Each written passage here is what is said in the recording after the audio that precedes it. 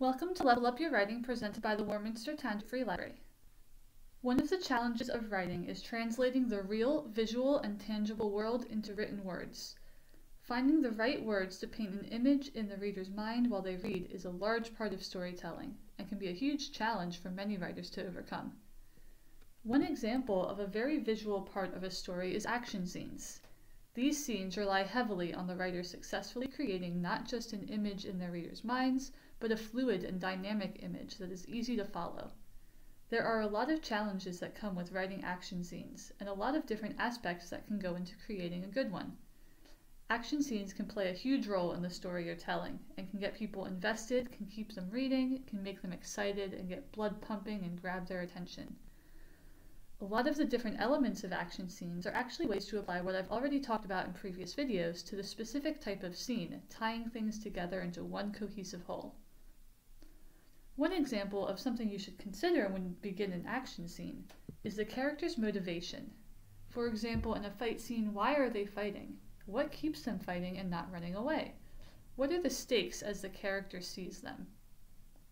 Another thing to keep in mind when it comes to character is that different characters will approach moments of action in different ways, based on their history, experience, physical ability, mental state, and more.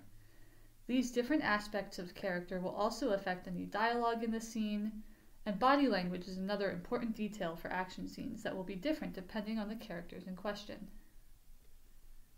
Aside from character, setting is a huge element of action scenes. Setting can give the scene some unique or interesting characteristics to make it stand out. In a way, the setting becomes an additional character for the other characters to play off of. Features, details, and objects in the setting can become things for the characters to bounce off of, sometimes literally. Objects from rocks to furniture to cars and everything in between can become weapons or obstacles. The features of the landscape or environment can have an impact as well. If the action is happening inside, is it contained to one room? How big is the space? If it's outside, weather and time of day will have a large impact on how the characters act and the progression of events, as well as things like terrain. And this is where senses can have a big impact on how immersive an action scene is. Aside from sight, you'll want to consider the physical toll of the action it takes on the characters. For example, the sensations of pain they feel from any injuries, either in the moment or after the fact. Sight and touch and hearing are obvious things to include in action scenes, but don't overlook smell and taste either. Taste in particular has a lot of applications. Blood, dirt, sweat, all are hallmarks of an intense action scene. One other major consideration when it comes to action scenes is how they affect the plot at large. What events cascade into this action, and what is the fallout? What purpose does the action serve for both the character and the plot as a whole? How do moments earlier in the action cause ripples that affect later moments? And not just within the action scene, but the story as a whole. Consequences to action scenes are important and should not be overlooked. When thinking of a scene's purpose, you'll want to think not only of the scene's effect on the plot and the characters, but also what you want the reader to get from the scene. If you want a heart-pounding, non-stop action scene, too much introspection or description can slow things down. However, if you want the focus to be on the character, too much action can be a distraction. Sometimes it can be best to have a little bit of both. World building also plays a part in action as well, and action scenes can be a good way to show off the world you've established. The way you integrate the world into the action is also a good indicator to the reader of the tone of the work.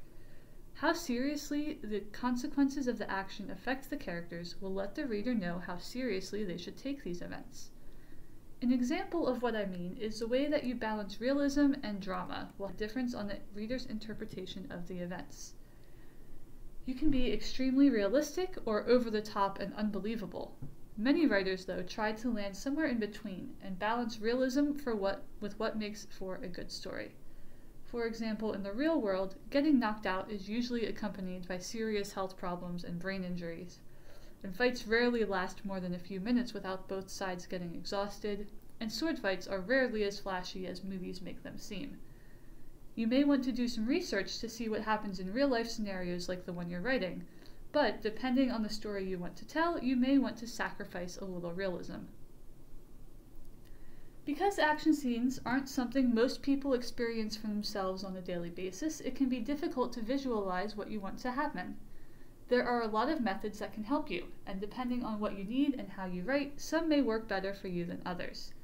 Some tips that could help you are to make models, diagrams, or maps, act it out with other people or with toys, try to picture the action in slow motion, and create a minute-by-minute schedule of the action. This week's writing exercise, you're going to write an action scene where the setting becomes an additional element or character that affects the action, where changing the setting will affect everything else about how the action plays out. So try to integrate the setting's various elements into the scene in ways that either help or hinder your characters in different ways, and don't forget that each character will approach an action moment differently.